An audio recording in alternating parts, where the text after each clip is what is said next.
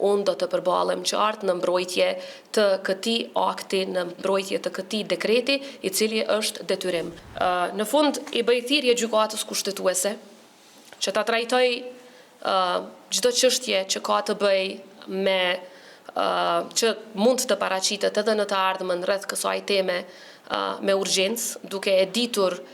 se sa të rëndësishme janë qartësitë kushtetuese, duke mos lejuar asesi që qëllimet për zvarritje